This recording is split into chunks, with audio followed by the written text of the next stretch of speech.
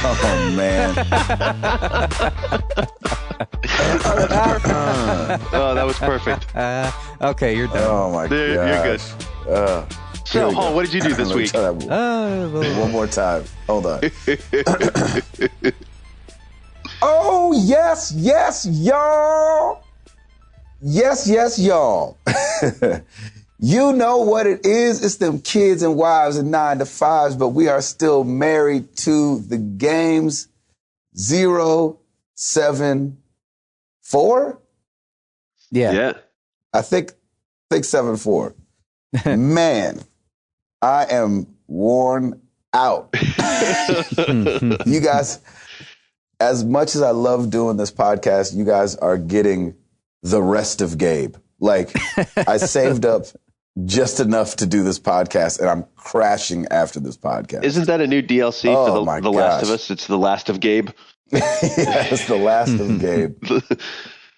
I give it to you, the Married to the Gabes community. Thank you guys for being here. It's your boy, Gabe Patillo, of course, with Tim Router and Timothy Hall. As always, we are talking life and games and life. And these guys are here in full effect, and I'm barely here. Well, brother, you might as well start it up, man. Tell us about your week and what's been going on, because you are busy. My gosh, as you can hear in my voice, I am struggling. That oh, yes, y'all did not want to come out this morning. I'm in Sioux Falls, South Dakota. Tropical Sioux Falls. The blistering temperatures of 19 degrees. Wow. So let me just paint my last, let's say, 2 days. What's today? That would be Wednesday. Okay. So Monday, I get up in the morning, have to drive to Cool Springs, it's like 20 minutes from my house, and load some motorcycles into a trailer to take on the road, because we're taking our motorcycles on the road, which is not going to do us any good today, but will do us well later in this tour. And we get there, we're loading the bikes. There's only 2 of us to load 4 motorcycles. We run into problems. I have to be at the airport at 1 o'clock. I don't leave Cool Springs until 11:15. Still have to go all the way home, finish packing, pick someone up, and then go to the airport. Oh, my gosh. You had to go home and pack after playing the most expensive game of Tetris ever. Exactly. Motorcycle Tetris. And then get to the airport late, get on the flight, everything's fine. Fly to New York, get to spend the night in New York, get up our lobby call was 4:30 in the morning. And so we got up 4:30 in the morning, got picked up by this, car service. They drove us to the Fox studios, did a show called Fox and Friends. So like we sound checked at 5 in the morning. So like, trying to sing that early in the morning is ridiculous. Like you can already hear it in my voice that I'm tired. And so you could really hear it then. And then sat around from 5 o'clock in the morning to 8:50 when we finally did the show. Sang on the show, got back at a car, got driven to Universal Music Group, had to do like a presentation of Toby's new video for Speak Life there. Meet like 8 people, and then like did that for a little bit, scarfed down a bagel, then went from there to Vivo. You know Vivo? They're kind of like married to YouTube. Yeah. The music video service thing. Yeah. I think it stands for Video Evolution is what Vivo stands for. There you go. Went to Vivo. Got there too early. We thought our thing was at 12. It was actually at 12:30. So we're like just sitting in their cafe, like playing pool. Sweet. And so we waited there. The thing didn't get started till like 12:45. We did an acoustic thing which was Toby singing, me beatbox, Tim on the guitar, Nerva sang, but there was no microphones or anything like that. Wow. So I'm beatboxing as hard as I can, like as loud as I can. Oh man, I'm the only one sweating. Why didn't they have any microphones?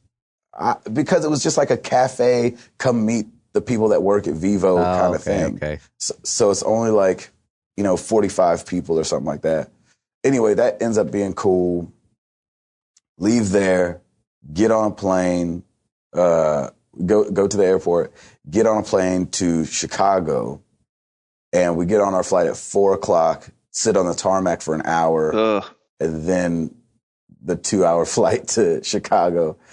Get to Chicago, eat a burger, which was awesome. I like how you're throwing the food in there. Yeah, too. yeah. It's always good. Of course, it's important to me. Get to Chicago at I think, we got to the hotel probably 10:30-ish. Got in my room, got settled by 11:30-ish. Made sure I had my stories. Was asleep by 1:00 in the morning, and here I am, 6:30 in the morning. All married to the games, baby. Oh yeah. So you played a lot this week. My week was good, but that was my last 2 days. Oh, that's brutal. Oh man. So when my first attempt at "Oh Yes, Yes, Y'all" sounded like an airy, cracky mess. It sounded like me when I did the outro the other night. Sometimes, for those that don't know, sometimes Hall does like an after the credits thing. So we're not saying every time something's going to be there, but Hall every now and then does sneak something at the very end of the song after the outro. He'll put in something maybe that's happened, outside the show. So, well, you're going to force me to this time. Yeah, sure enough, that's going to happen today. Thanks, Gabe. Oh, sorry. So the good thing that came out of all that travel was I'm almost at the end of Tearaway. Like I'm right there at the very end. Oh, yeah. So that's good. I see the bus today. The buses are home away from home. So I get to finally be in my own bunk, get to unload my stuff, which will be awesome. I brought my PS3 thanks to our community. I asked everybody on Twitter which one I should bring. And people were like, it's a no-brainer. Take the PS3. There's way more content for it. I got Borderlands 1. I got Borderlands 2. I got Brothers, Tale of Two Sons. I've got Wolf Among Us. I've got all kind of stuff. So anyway, have the PS3. I will be missing AC4 over the next 3 weeks, but that should be fine. 3 weeks from now, I'll get my AC4 on and it'll be okay. It'll still be there when you get back, and that'll probably be around the time I'll be playing it. We'll see. There you go. Ooh, there you go. I like that. Yeah. Okay. Does the app have any social function? I don't know. Like, can you see how your friends are doing and stuff? I actually have never tried to use it for that. I've only used it for sending my ships out. So I have no idea. Yeah, I'm kind of excited about that. Like, I like the idea of them giving you a little part of the game that you can do outside of playing the game. Yeah, that's really cool. Yeah. Something to do while I'm on lunch or something.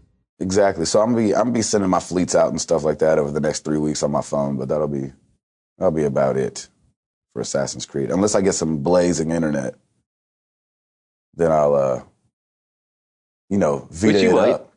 Yeah, yeah. All right, router. Oh yes, y'all. What'd it do? Well, let's see. What happened? Oh yeah, my daughter turned 2. That was very cool.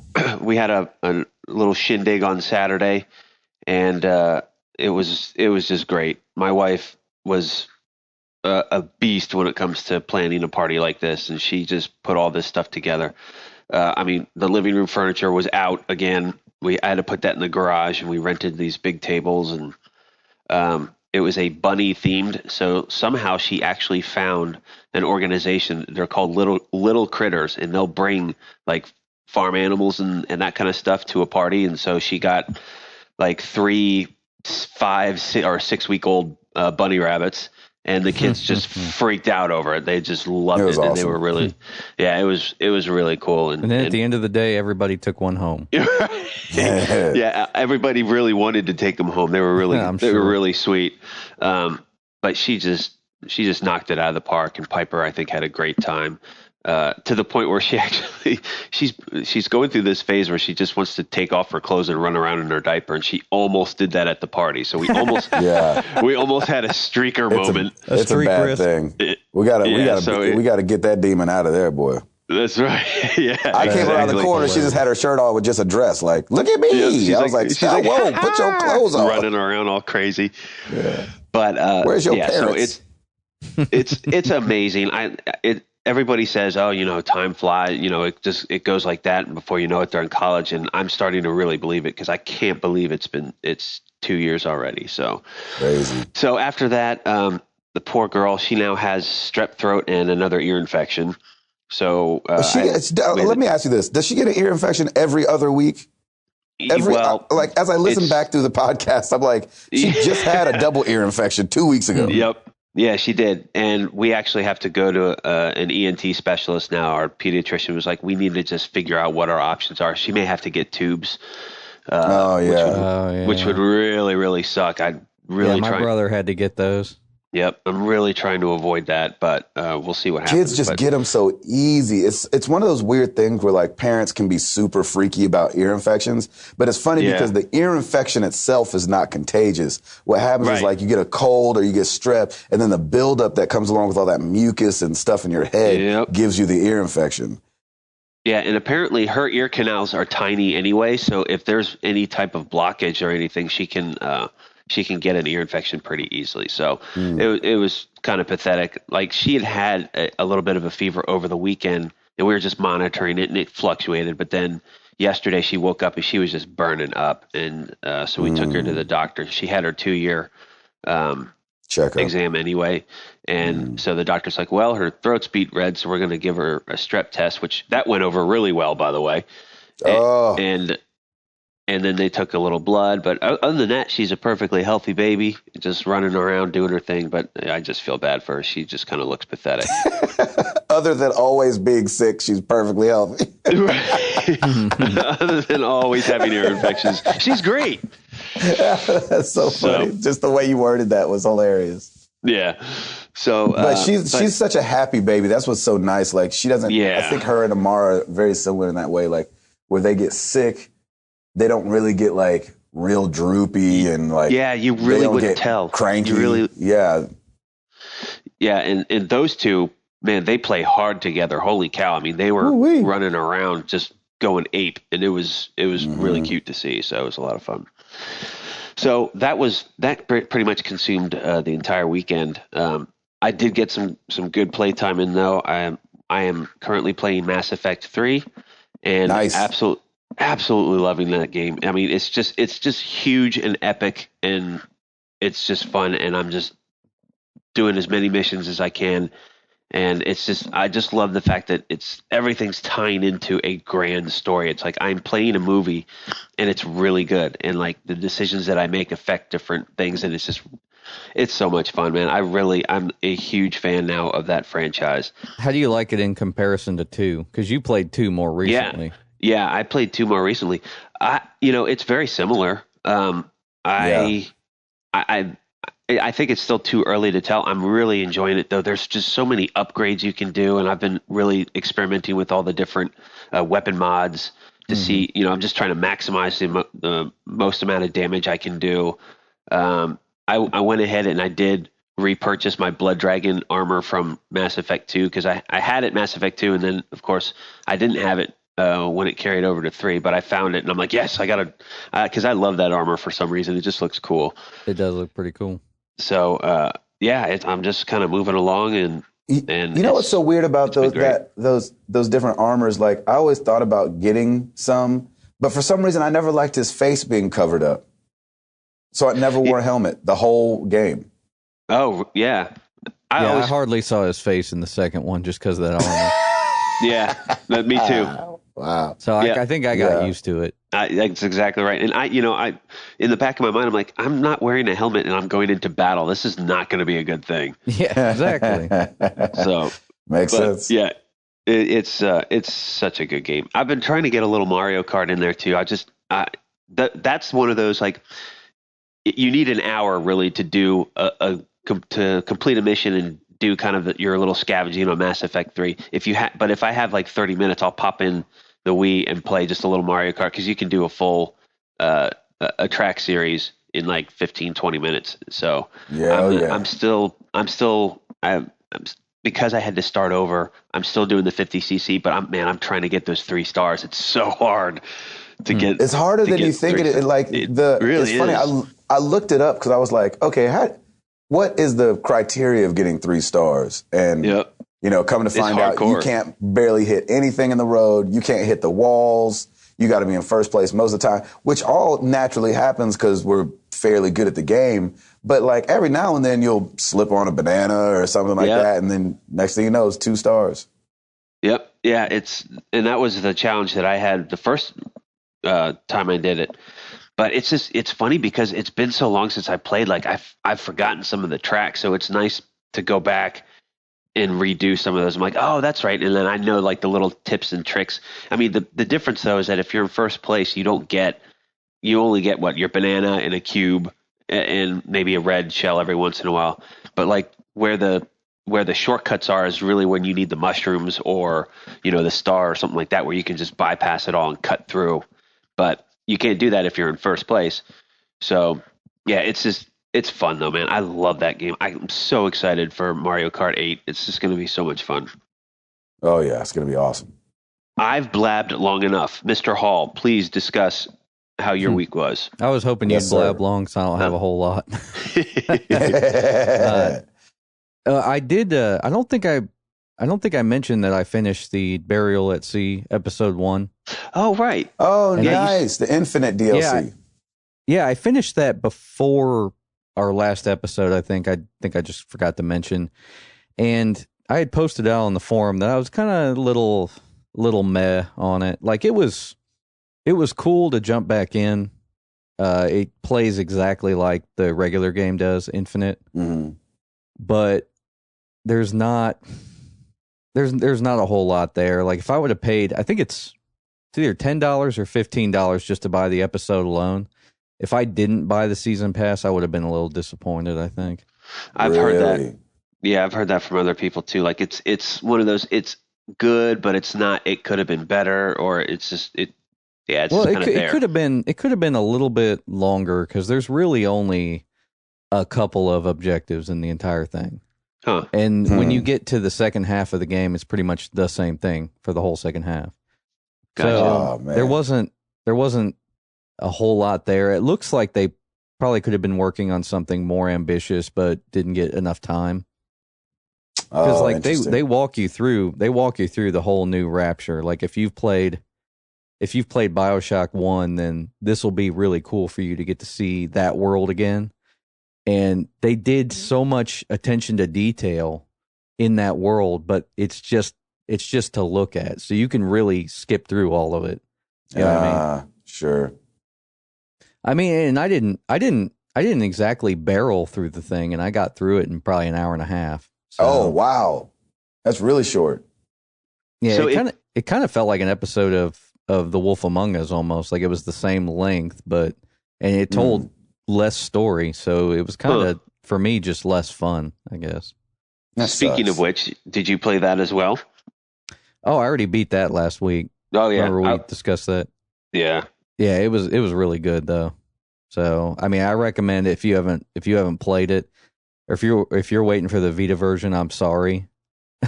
Man, I don't think they're bringing Vita versions out of any of these games anymore. It doesn't feel like. I mean, it's the delay between those coming out, Walking Dead Season 2. I mean, none of that has hit the Vita. And so I had to stop my wait for that. What are they waiting for? Well, I kind of feel like feel like by now they should be developing the Vita version just in conjunction with developing the PS3 version or something. Agreed. Because if they would have launched that day one on Vita, they wouldn't have lost money on it. That's for sure. Oh my gosh, no way. I mean, is it that hard to port to the Vita though? I don't understand. Like, I just remember hearing when they released the Vita that Sony had kind of come up with this almost like easier way to port things to the Vita. Like they developed the Vita with porting in mind, kind of thing. So, and I had heard that either Ubisoft or Irrational or one of those studios was looking into porting some games over just because they thought it was fairly easy. So I don't know. I mean, I guess we'll get to see with this Borderlands bundle that's coming out. Which, should we talk about that real quick? Because we had like a couple people asking us about that, Router. Yeah, go for it. If the Borderlands bundle was going to make us hop on a Vita, and honestly, I think so. Yeah. Really? Yeah, I mean, like, I've played a Vita and I've kind of gotten some time in with it, and for me, it was a little heavy. So I'm kind of looking forward to the Slim, quote unquote. I don't know how much lighter it's going to be. I think they said like 20%, but it could make a decent difference. So 15% lighter. 15% lighter. Yeah, 20% thinner. Yeah. I mean, I'll check it out and I'll get my hands on it and see what I think. The screen difference doesn't really bother me that much, but the main thing is I want something that is kind of feels good in my hands. And the first Vita is a little heavy for my taste. So, it's interesting too. Like, my hands are really big, and so I kind of would want the thicker Vita instead of the thinner one, I think. I went out and got the grip, like you put your Vita into a grip so it kind of sits in your hand more like a controller. But the touch screen on the new one, the PCH 2000 or the Vita Slim, is going to be smaller. And so it's probably going to give your hands a little bit more room to breathe, and the grips where your fingers go are bigger on the back. And so it's going to be interesting to see how much different that is, because it might be great. And for those that don't know what he was talking about when he brought up the screen, the original Vita had an LCD screen, and the new one's got an LCD screen. The old one's got an OLED screen, and the OLED screen is brighter in every video or picture I've ever seen. But if you don't know that you don't have it as bright as it could be, I don't think that would bother anybody. I did not see, however, I'm probably going to be playing it at night. Yeah, exactly. I didn't see that the sticks were clicky though. So yeah, I don't know about that clicky sticks. That was an oversight. No clicky sticks, or sticks being clicky on the new Vita. All right, well, let's not get ahead of ourselves. Yes. We might as well just end this out. The Slim comes with an 8 gigabyte memory card and a download code for Borderlands 2, and it'll be $200. And that's the perfect game to put on the Vita. And Amazon's taking pre-orders. What did you say the release date? The Amazon has it at the end of May or the end of March. I forget. I should have wrote it down. Happy birthday to me. That's right. I forget when they said, but it's funny because the other stores don't have a date yet, but they're taking a pre-order. So I'm not sure exactly on a day. The day will probably come out after we've recorded this, and then everybody on Twitter tomorrow will be like, "You idiots! It's on such and such a day." That's awesome. Oh gosh. Okay. So the best thing to say is we don't know. Yeah, we have no idea. Router, do what you do, baby.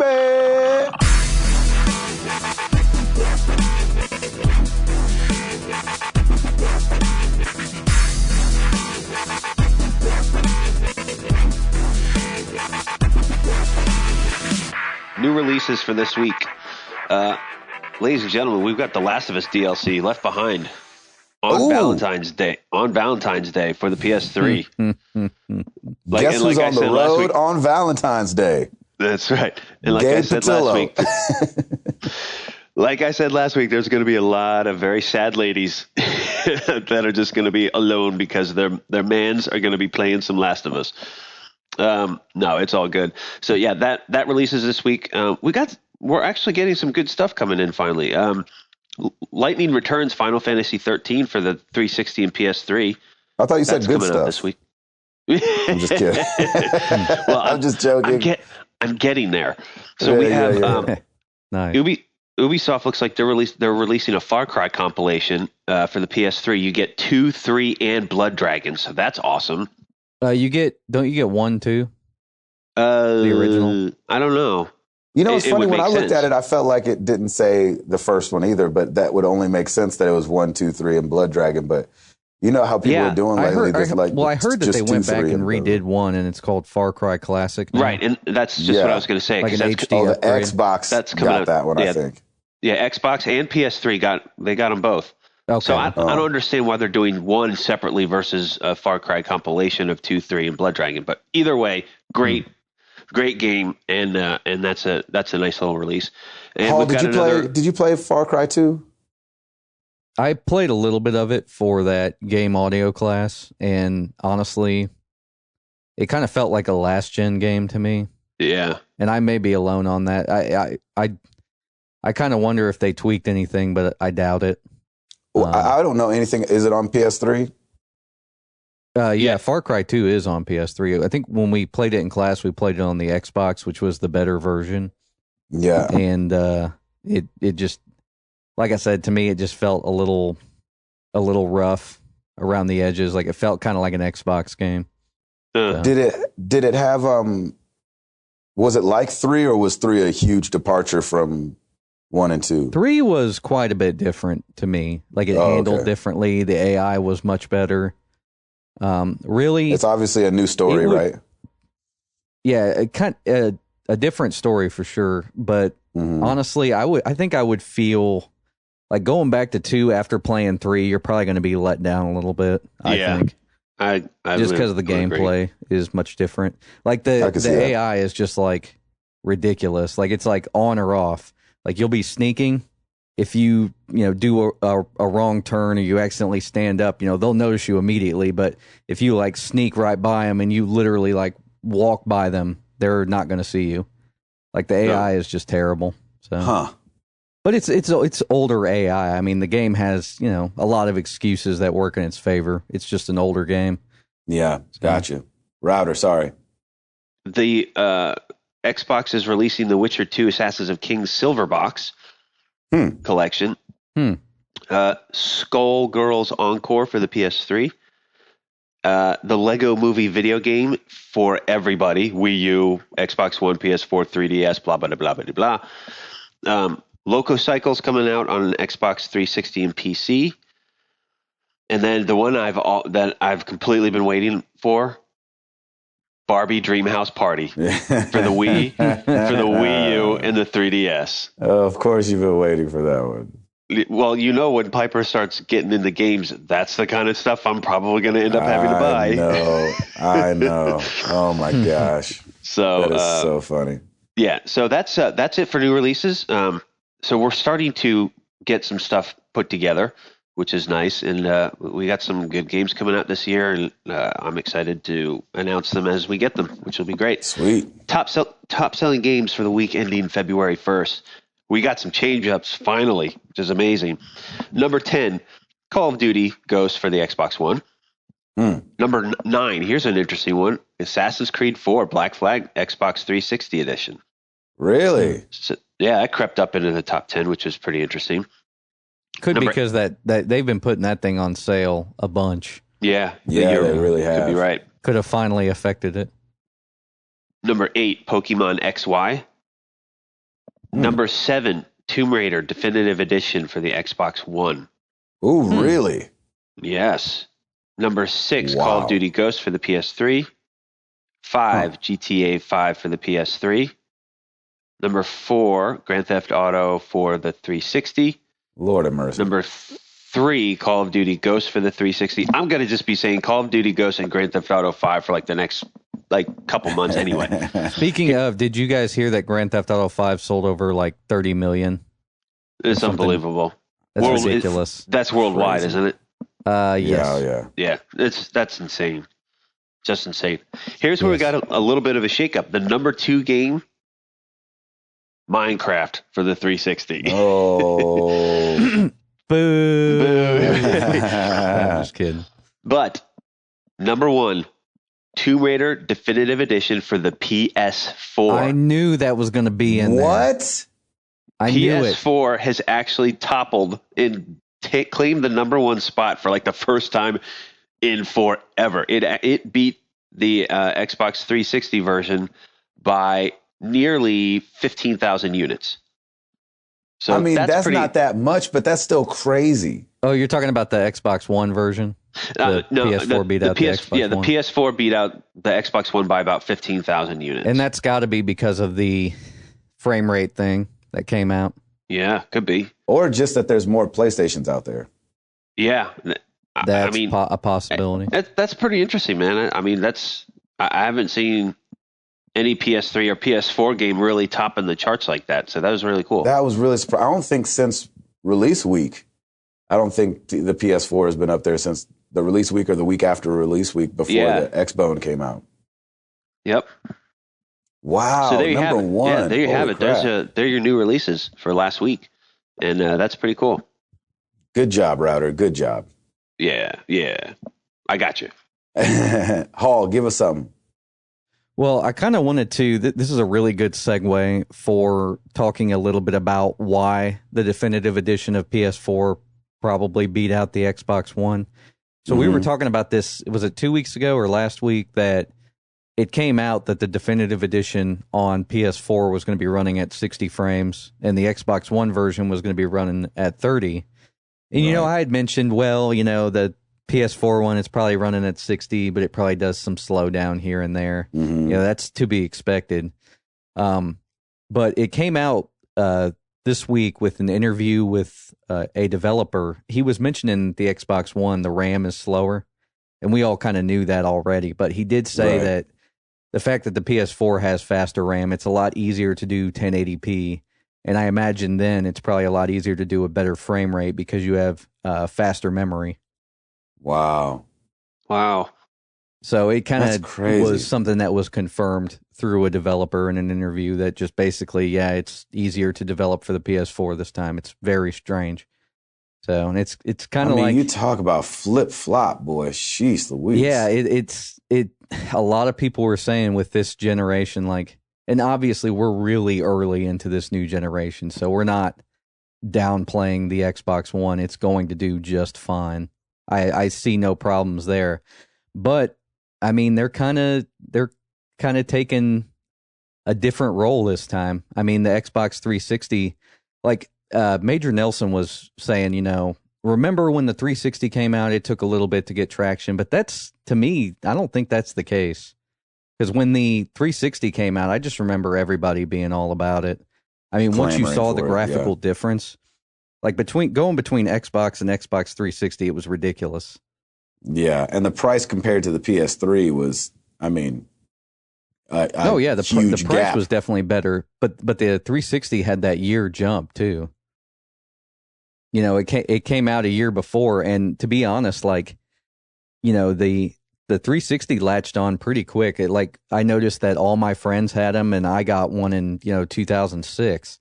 That was a year after it came out.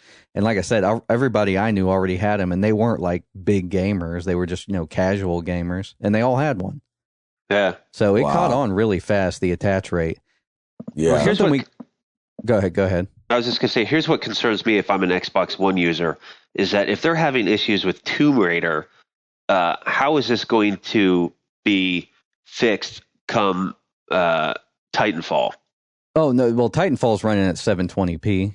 Okay. If I remember correctly. And to be honest, I don't much care about games running at 720p versus 1080p because when you're sitting 10 feet away from your TV, you're not going to be able to tell. Exactly. And plus Titanfall is so fast paced compared to a game like Tomb Raider anyway that I don't think you're going to see the difference that clearly because it's going to be so fast paced. But I don't know. It still kind of triggers something in my mind to say, hey, if they're having some frame rate issues here, I'm a little nervous here if we're going to get some lag. Well, it's early in the generation. True.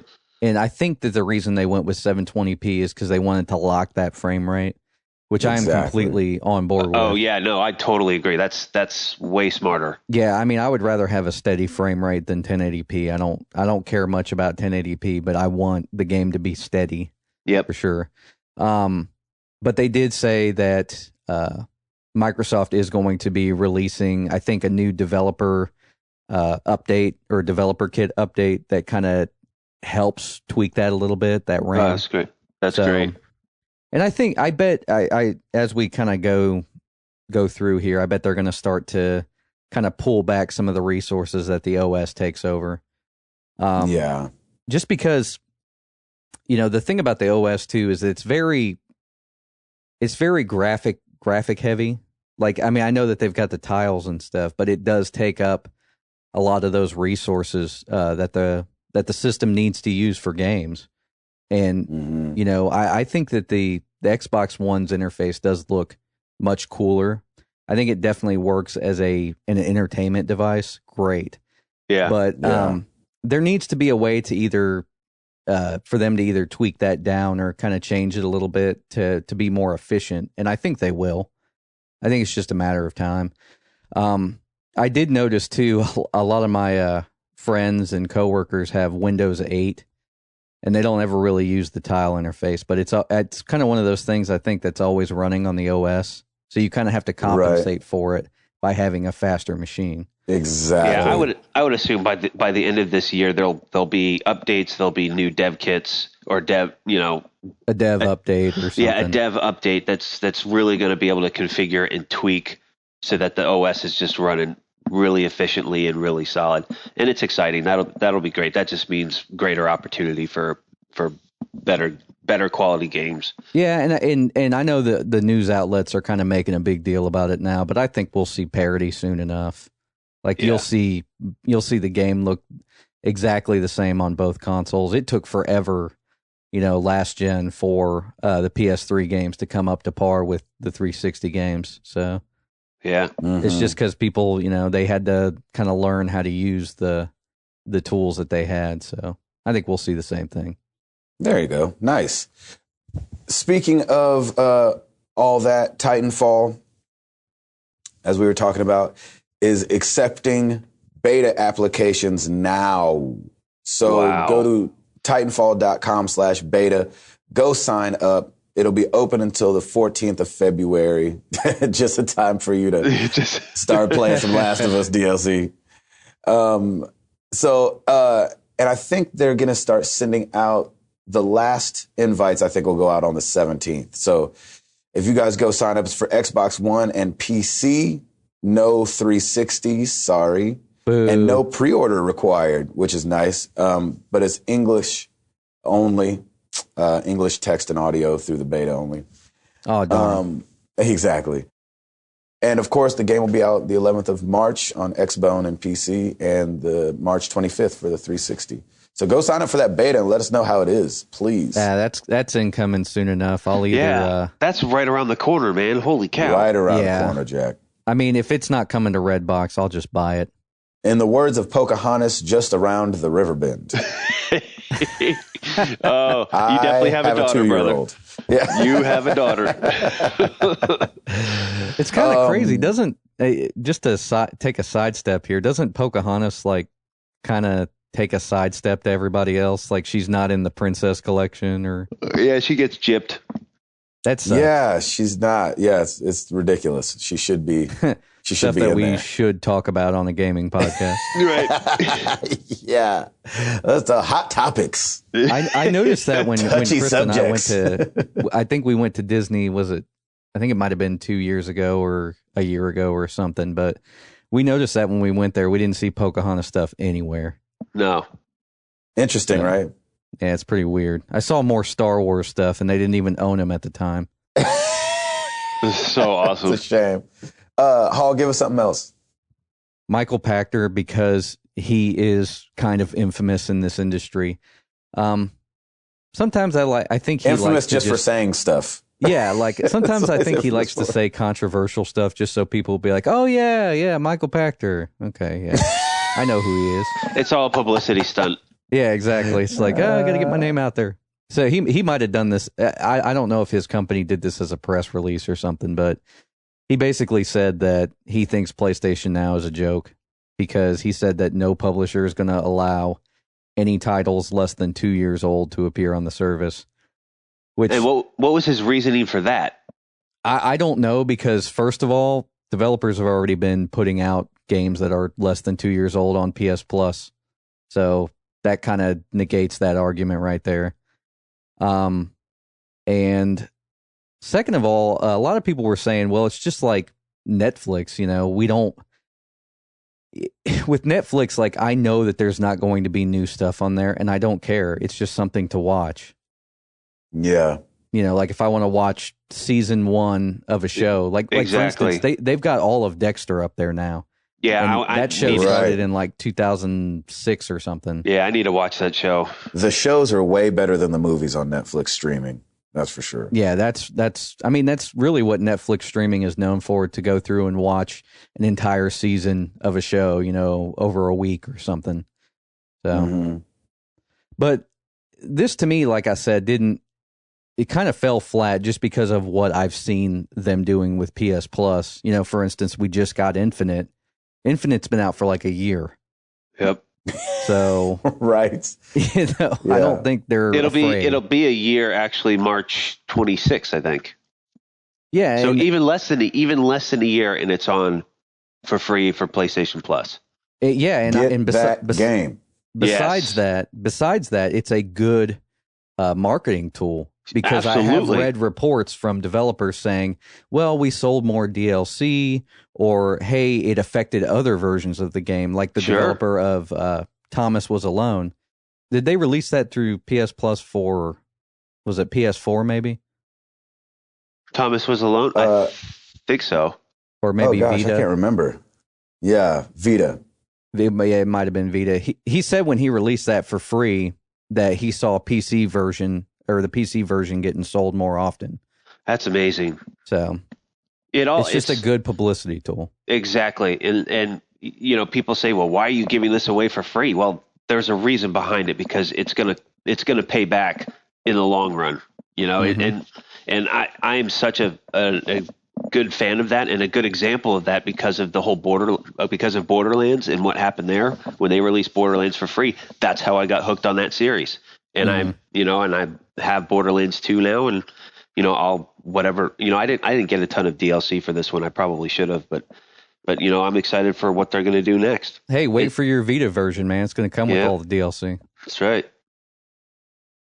Crazy. Yeah, it was one of those things, like, everybody was comparing it to Netflix, and then he kind of came back with a rebuttal saying that it's not going to be like Netflix, because Netflix, it was kind of a cop-out thing, but he was like, they worked out a bunch of really great deals early on. And you're like, well, what makes you think that Sony and them wouldn't do that? You know what I'm saying? Besides the fact that Sony produces games, too. Right, and they own a lot of developers anyway, and a lot of their IPs are Sony owned anyway. So how is that any different? Yeah. Well, it kind of sucks because everybody's just saying stuff until it gets here. Of course. And I can't. When we see the price, we'll all know exactly what happened. Yep. Either they could get the licensing or they couldn't. If it ends up being $30 a month, then it didn't work.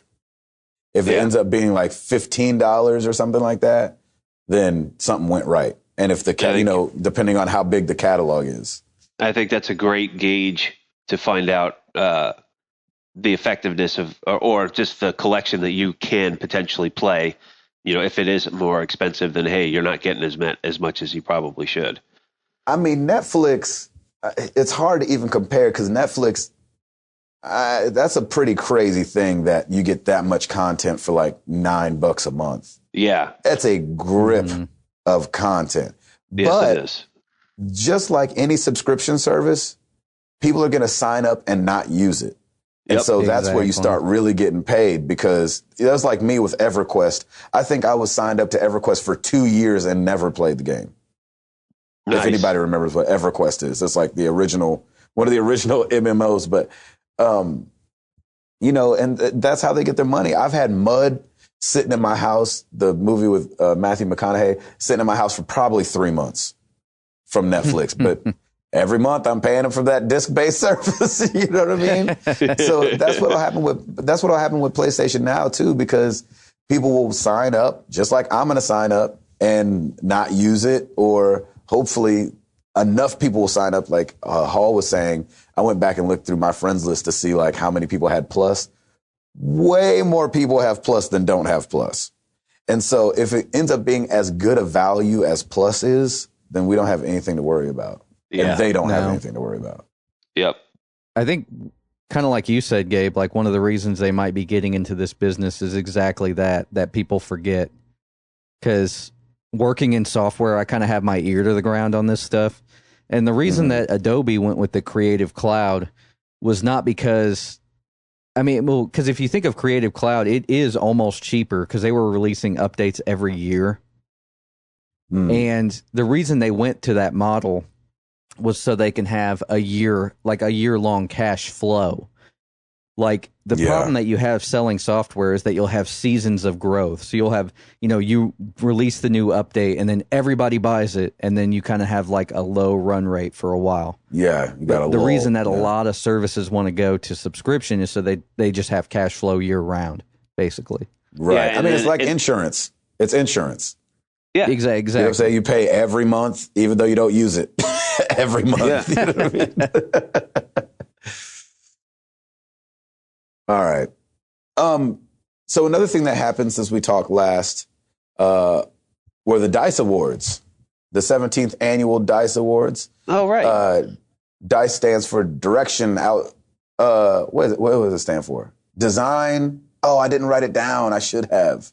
Wait, was it? If I can think of it, design, innovate, communicate, entertain. Uh-huh. I had it on my clipboard. I just hit paste. It was the last thing I copied and pasted last night. Nice. And Naughty Dog cleaned house. That's amazing. Oh, boy. They were nominated for 13 awards and got 10 of them. Oh, wow. Wow. So Last of Us won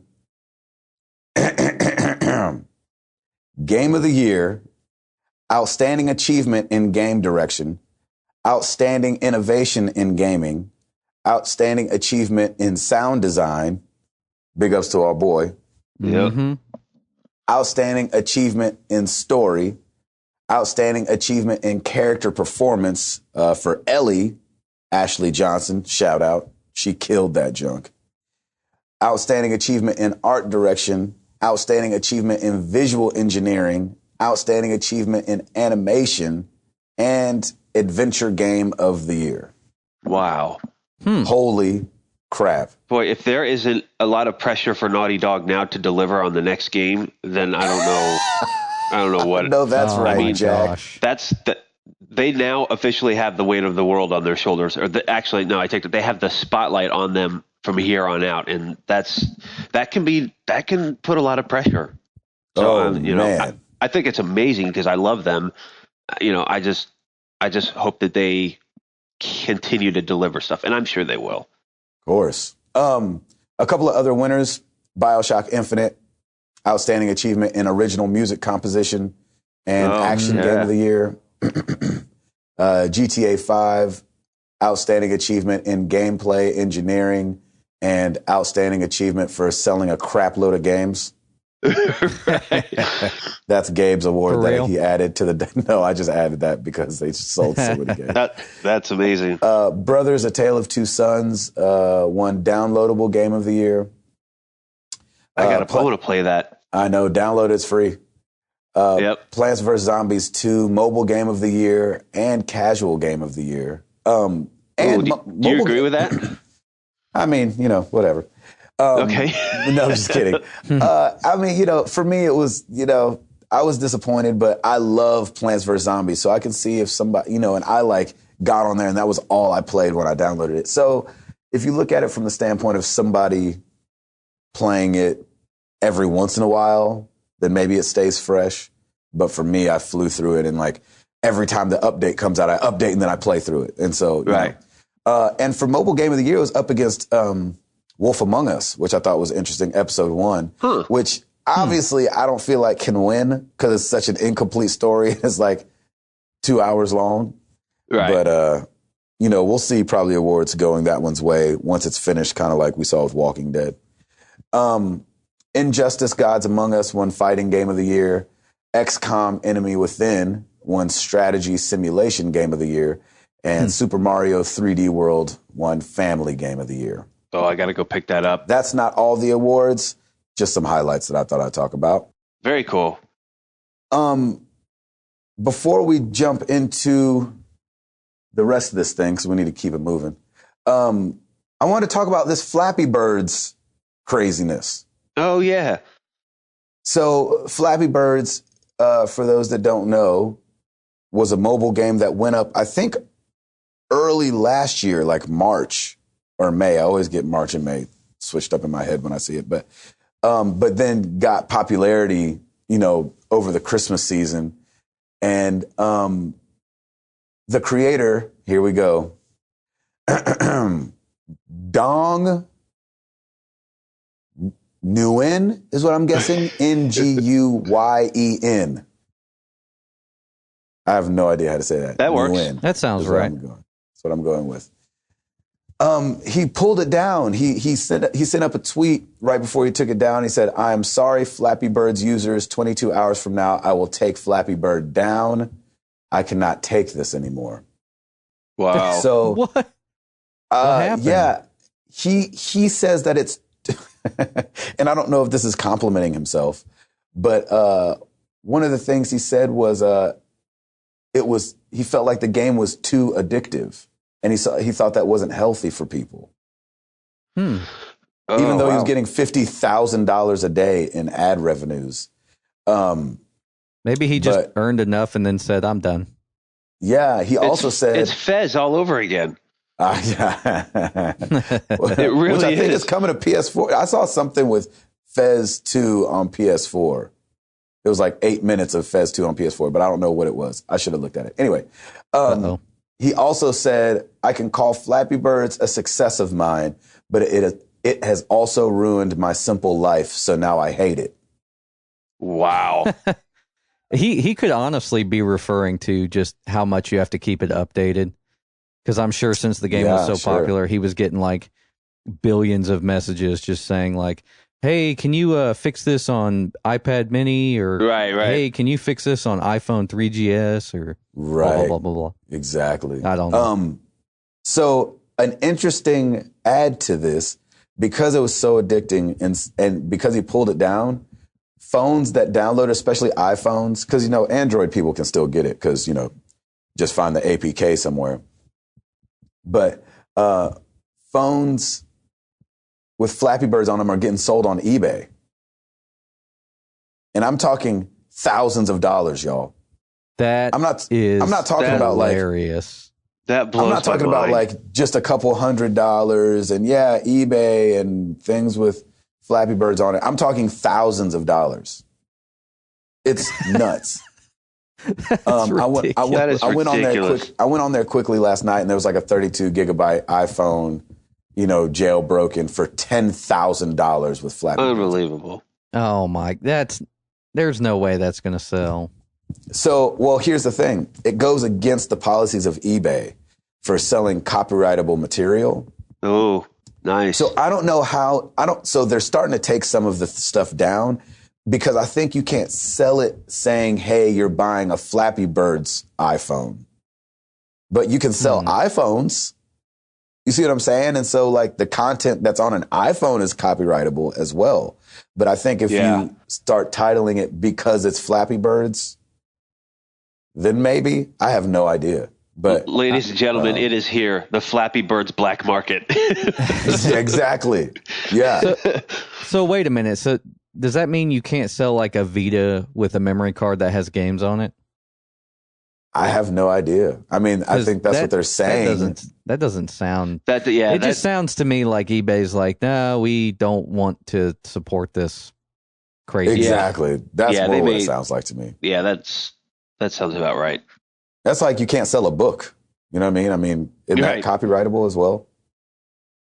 Anyway, last thing real quick. Xbox Studios has agreed to develop a series loosely based on Nas, the rapper Nas. Oh, really? I thought, yeah. Sorry, all. Yeah. Okay. Oh, gosh. That's so funny. But for us hip hop heads, Yeah, right. I used to love me some Nas back in the day. Oh my gosh. Love me some Nas. Yeah, I got plenty of Nas up in my car. Oh, brother. Oh. Lord have mercy. No, I really don't, though. I don't have Nas we know you or don't. Nas. Well, you don't have any either. Yeah. So it's going to follow his roots coming up in New York. And this was hilarious. Number one, I think it's going to be called Street Dreams, which is like the most non-street cred name I've ever heard. You might as well throw pixie dust on there, too, while you're at it. And listen, here's the quote. And this is just how I read it in my head. But it says, the show's going to, it takes a look at music, family, and the trials and tribulations of the rap game. Okay. Oh, God. Jonathan Levine, who did The Whackness, 50-50, and Warm Bodies, is set to write and direct the series. And obviously, Xbox Studios trying to make a name for itself. You know, it's already talked about the Halo thing and stuff like that. And they said they have a bunch of ideas for original content. So man, they have this one just grabbed my attention because I used to love Nas. I know, but I did not expect that something like a Nas series would be a top priority for them. But I'm hoping the name changes. That's awful. Yeah, I will say though, I hope it does kind of reflect the history of hip hop with him growing up in it, because he was revolutionary back in the day, and his record sold. I mean, Illmatic was ridiculous. Yeah, Illmatic was such a great record, and to see where hip hop it was during that time, because that's the times of Biggie and Tupac, and even before that, like that was him. Like that's who he grew up listening to, and now I think that would be a cool take on it. But I don't know. Who knows? He's great. He's a great MC, and it just seems very, very weird to me that they would approach that. Well, you know where to find us. Twitter.com/MTTGcast. Facebook.com/Married to the Games, marriedtothegames.com. And come check out our forum, marriedtothegames.com/forum. We're having a good time over there. I'm going to be diving back into the forums here in the next couple of weeks. My life has just been so crazy, it feels like, ever since Christmas. It's kind of funny that I put that call out about the forum last week, because right after I did, I'm like, oh, crap, I'm so busy now. I know, I need to find time to make these updates and stuff. So if you're out on the forum and there's a couple of suggestion threads out there, add your ideas, because I'm going to start researching those very shortly, and we're going to get awesome. It's just good to get feedback from everybody. So it really is. We love it because we want this thing to be the bomb for you guys. Hey, Hall, I forgot. Did you say you watched the Fox and Friends thing? Yes, I did. It was on YouTube, and the mix was bad. Like you couldn't hear you. So. Oh well, that means it was good, is what you're saying. I could probably hear me only because I know what part I'm singing, but I appreciate that. It was good. I watched it on Fox on their website, and that might have been a better mix. I don't know. Yeah, I mean, it sounded good, so it was very, very cool. Thanks, brethren. Thank you. Okay, so we asked you guys a question last week. We wanted to know who our trophy hunters were, which you were most proud of, what was the hardest to get. Our first answer from Pureville 311, nope, not at all. He said, I do like getting them when they come by, but I don't play to get them. Our boy Lucas Ham Swisher said, I'm definitely a trophy hunter. In just 6 months of owning a PS3, I've gotten within 12% of a trophy level 12 with 700 plus trophies. Good Lord. I've also gotten 3 platinums, which I'm you win. Exactly. I've also gotten 3 platinums, which I'm most proud of. Worked really hard for 2 of them. I overcame some difficult tasks. Let's see. Dat Ninja Dev said, I would love to be, but it just comes down to not having enough time. 16-Bit Dreams said, yes, absolutely. It usually means I spend more time than I should on a game, but I enjoy doing so I can't complain. His first platinum was Batman Arkham Asylum. Maximus Prime says, I have 1 platinum, Saints Row the Third. Wow. Let's see. Our boy Paolo, are you a trophy hunter? Yep. I was a trophy hunting it. I was listening to, he said he was trophy hunting while he was listening to this week's episode. The most proud of is Sleeping Dogs. He said it was really hard but fun. He said the hardest one to get, though, was Assassin's Creed Liberation on Vita. We just got a couple more here. Tigsta, I don't know how to say that, Tigstah. I used to be an achievement whore when I was on the 360. The one that was most satisfying was the 53,000 infected in Left 4 Dead. Woo-wee. Holy now cow. I want to get the platinum for Black Flag and Grand Theft Auto 5.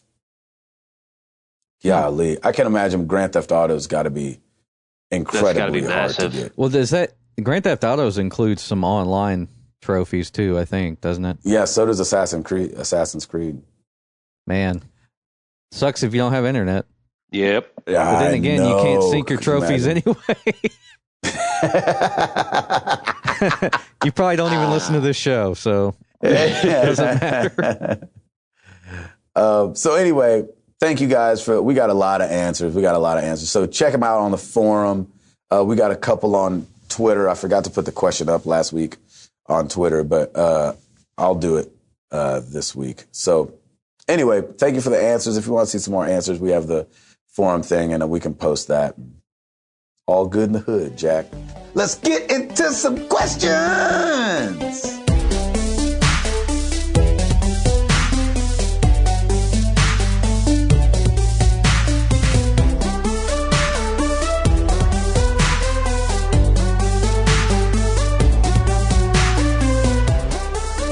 There's a little bit of rasp on that one. Yeah, it was good. There's all kind of rasp on everything I'm doing this morning. All right, let's do this, party people. We got some more emails coming in. Email us, mailbag@marriedtothegames. Speaking of Lucas Hamswisher, he emailed us. He said, so what do you guys have planned for Valentine's Day? And will there be any gaming involved? Maybe Wii U with its, quote, motion controls? I kid. Oh, my God. What? Yeah, just whatever you do, don't do it with the Xbox One in the room. Yes. Right, exactly. For Valentine's Day, because it is watching you. Nobody needs to see that. Nobody needs to see that. Yes. Happy Valentine's Day, everybody. We hope you have a good one. Lauren and I think I'm going to make her dinner.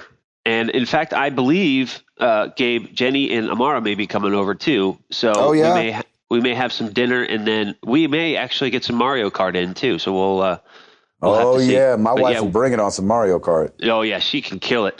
So Lauren and I are always just like, why go out? It's going to be crowded, and why force our love for one particular day? That's ridiculous. How dare we? But no, it's just one of those things where we just kind of we just lay low, and it's one of those I love you, babe, and you know that, and it doesn't take one day to tell you that. So that's what we'll be doing. So you guys are chilling. What about? Did you get her anything? She's not going to be listening to the show, so you can say if you got her anything. No, I'm gonna get her just a little something. So it'll be good. Nice. Hall? We typically do something either the day before or the day after. That's a good idea. To miss the rush. Just to miss that stuff. And like on actual Valentine's Day, I'm sure we'll do something at home. And then I get her Krista flowers a lot. So I'll probably get her some flowers, maybe get her something, little something, like Router said. Yeah. Yeah, you always got to do the little something. Yeah, you have to just a little. Like I think it might be this year might be some earrings or just something that just says, "Hey, I'm thinking about you." So all the wives that are listening to this show are like, "All right, I better be getting a little something." Yeah, it's more of a, "Hey, here's a little something. I'm just gonna go play some games now, if you don't mind. Thank you." Yeah, it's just something to keep you busy. Here's some yarn on a string. Go bat this around the kitchen for a while. Oh, that's funny. I am obviously on the road for Valentine's Day. But I did get my wife something that's getting mailed to the house. I got her a, this probably sounds so unsexy and unromantic, but I got her a, don't say vacuum cleaner. Please don't say vacuum cleaner. I got her a dust buster for the stairs. No, I got her an inversion table. Jitty's got back problems, and she's always wanted an inversion table. Oh, that's cool. That's where you put your feet in. It flips you upside down, and it really stretches out your spine. And, you know, you can kind of bend and, you know, stuff like that. And so I was like, what can I get her that's not like flowers while I'm on the road? And I was like, you know what? I'm going to go for it and get her an inversion table. Dude, that's actually really cool. That's a really cool idea. I dig that. And I forgot to do this last week, and my card is probably going to be rejected because of it, my black card. But it's February. This day in 1909, the NAACP was founded. That's your black fact of the day for February. I like that a lot. 12th. Well, okay, so technically we recorded the podcast before February last week, right? No, never mind. Okay, so your black card was revoked then. Exactly. Oh, I totally forgot. Gabe, you don't get to be black anymore. Yeah, that's it. That's done. I did it all of last February, every show, and totally forgot last week. I think because what was I doing? Just got back from Jamaica and getting ready to leave for this trip, and I'm gone for 3.5 weeks. So, sorry, black people. I won't let you down again. Oh, that's awesome. All right, let's move on, shall we? Tyson Godwin. Hey, MTTG crew, TJ here, and I had a question for Gabe. Because we know he's not into scary games like Outlast and Resident Evil, did he have any scares from playing BioShock Infinite or Last of Us? If so, how did he get through those games? Personally, I feel BioShock Infinite has a creepy aura about it, and there were some jump scares that got me. It did. You're right. I mean, BioShock Infinite there was some creepiness to it. Like you knew something was amuck. And yeah. But yeah, go ahead. You know, it's funny. I didn't feel that on Infinite actually, but I definitely felt it on The Last of Us. And what's so funny is I remember I was sitting there. I had my Pulse Elite headphones on, and I started the game up, and I'm playing it. And once you and I remember saying to myself, "Crap, this is going to be scary." Because I'd been looking forward to the game so much that I just overlooked the fact that it was a zombie eat your neck out game. You know what I'm saying? And so I don't remember if it was when I got the game or when I got the demo. Remember they released the demo real late?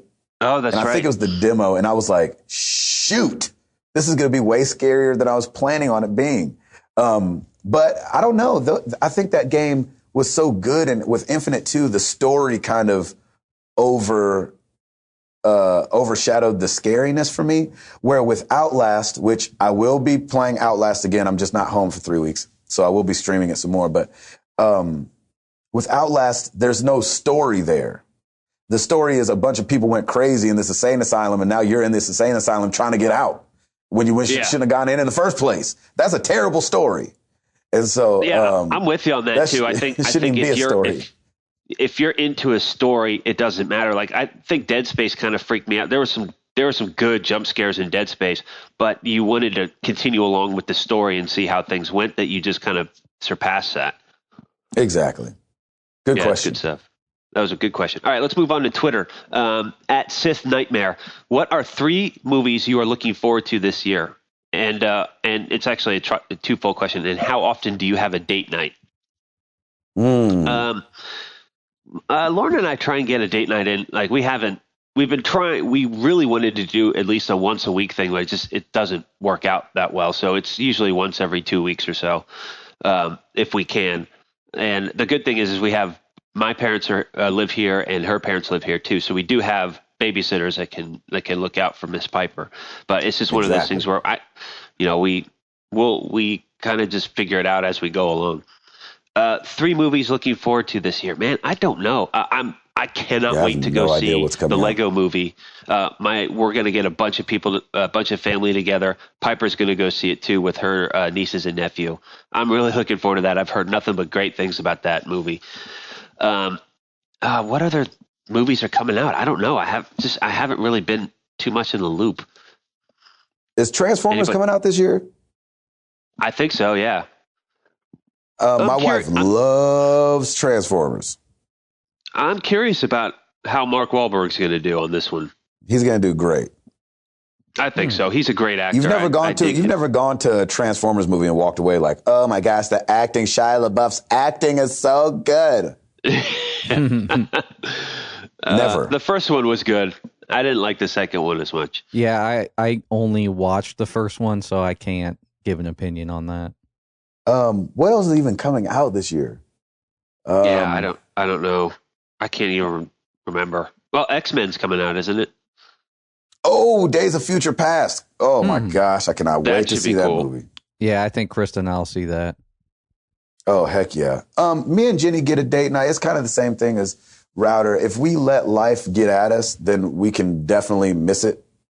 And so we can definitely like accidentally not go out. It's really easy when you have kids to kind of just start doing life. And next thing you know, it's, December.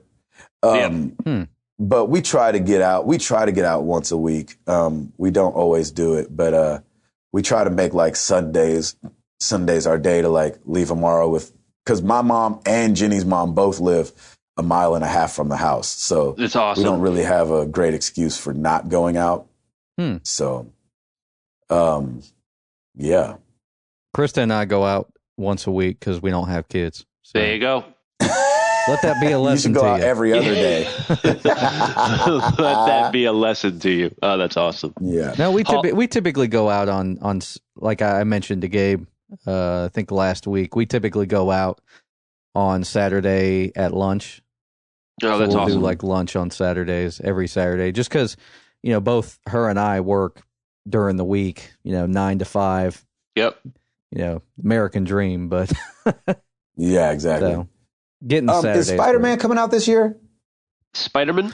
Yes, it is. Yeah, Spider-Man. It's being mixed on one of our consoles right now. That's how I know.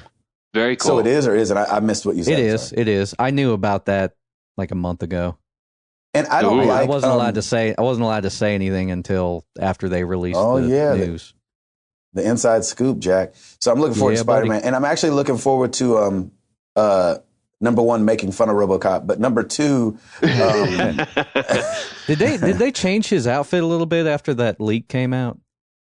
No, I don't think so. I think it looks the same. I feel like they made him more silvery because he was like all black at one time, wasn't he? I think it's in different parts of the movie, he's all black, and other parts he's silver.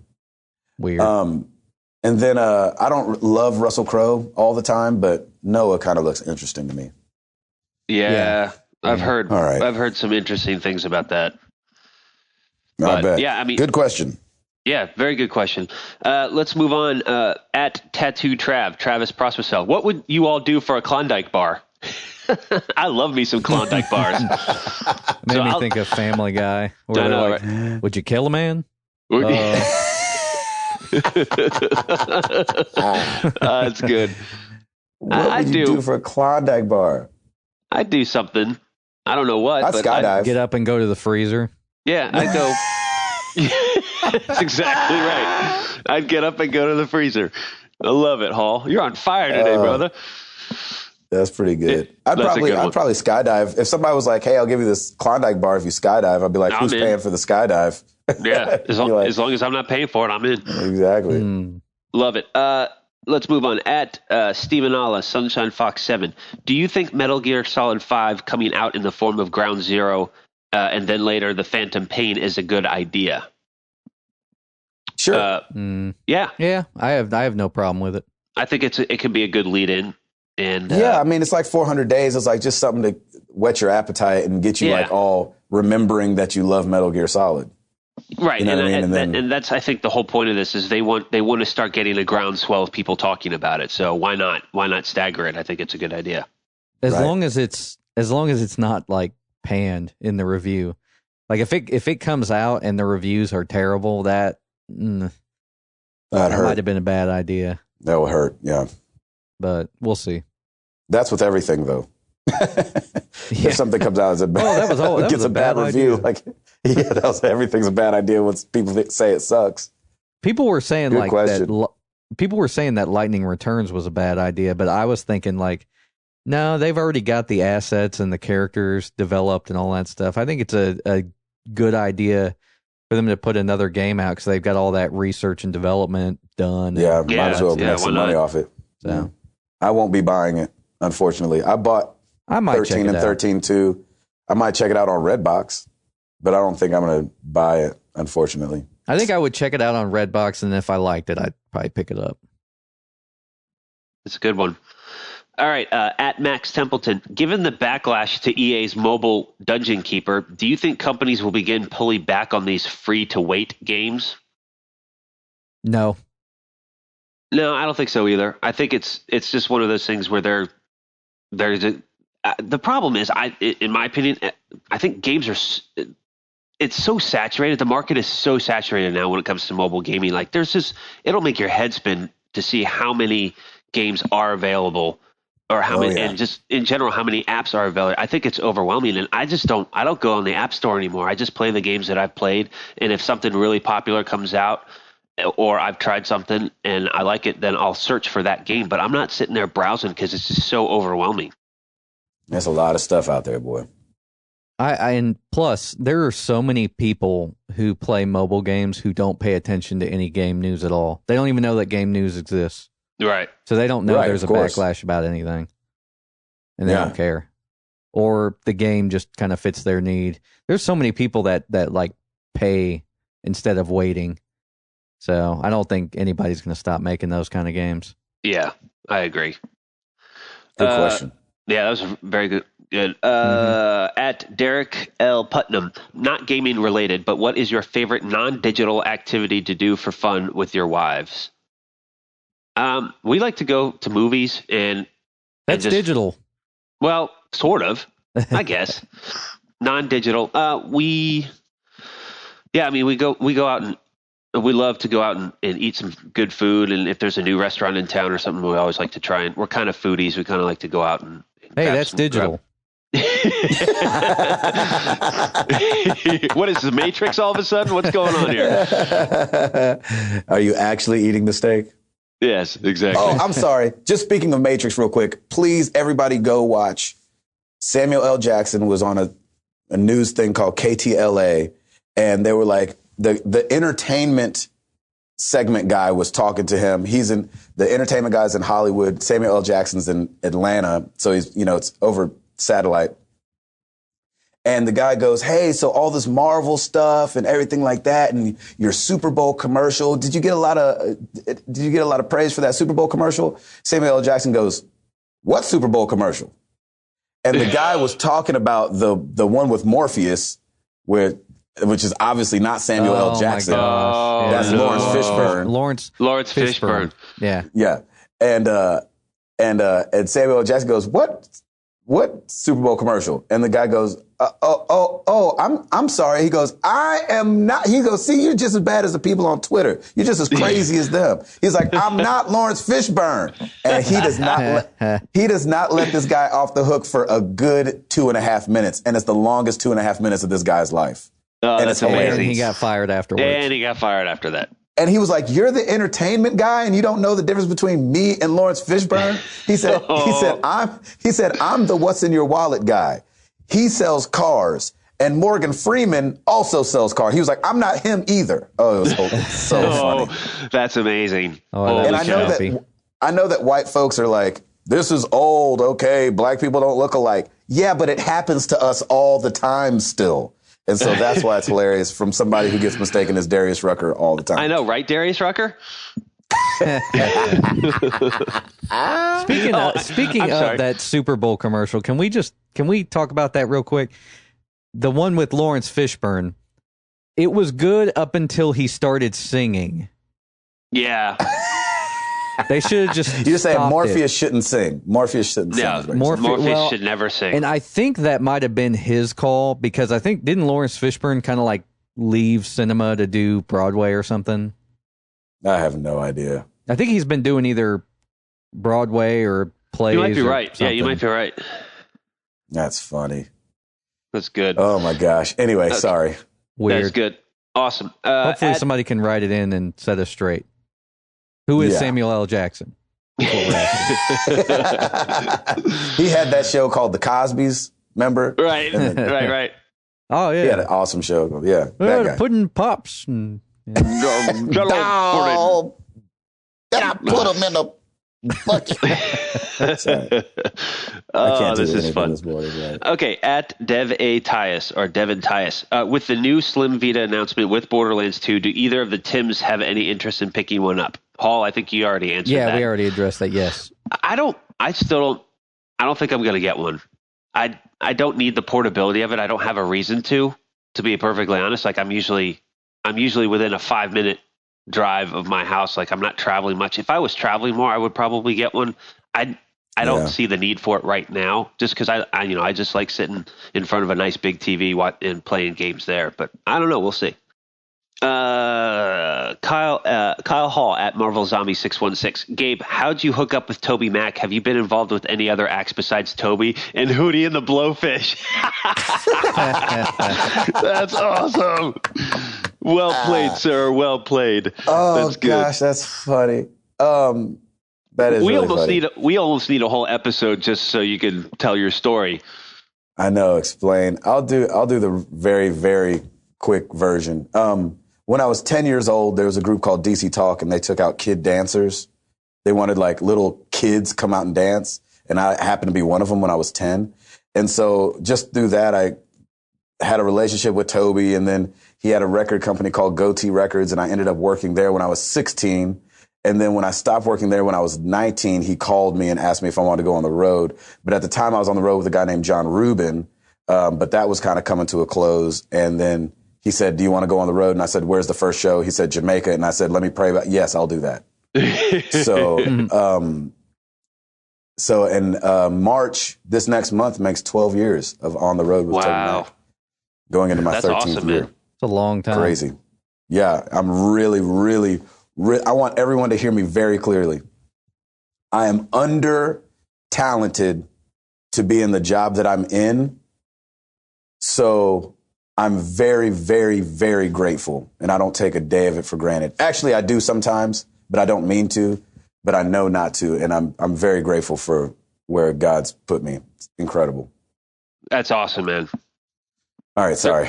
No, that's good. That'll close it out for questions this week, guys. Thank you, everybody, for submitting all of your questions. Keep it up. I love this segment. It's just fun to be able to talk to you guys and kind of get your feedback. Gabe, you forgot to mention in that 12-year stint, you had that 3-year hiatus with Hootie or something. Yeah. Oh, yeah. Well, when I stopped doing, me and Toby got in a big fight, and I was like, I'm going to go do my own thing. I'm going to show you. And he's like, you can't be a lead singer. And I was like, I don't have to be the lead singer. I'm going to have a group.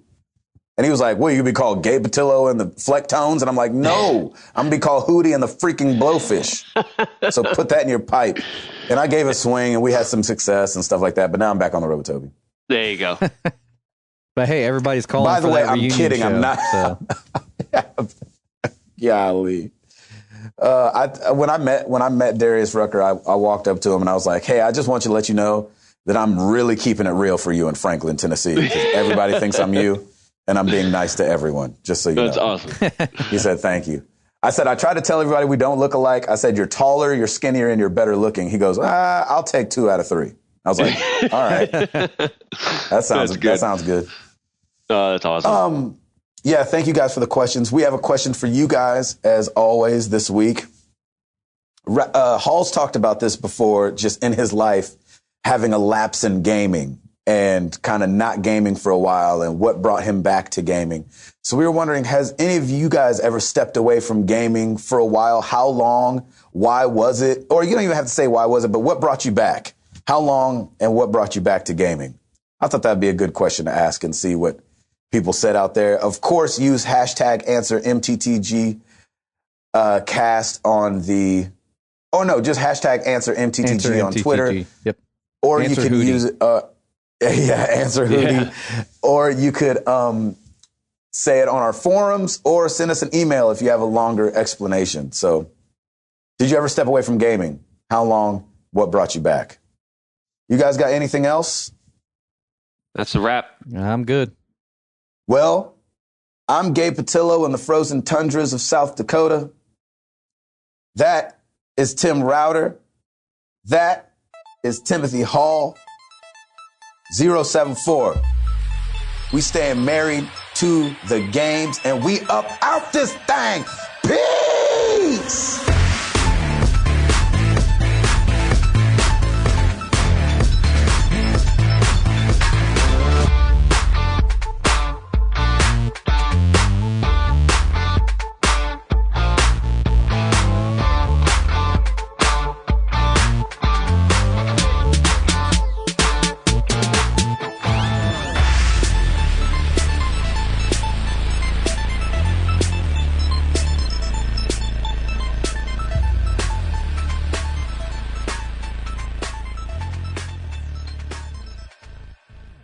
That one hurt.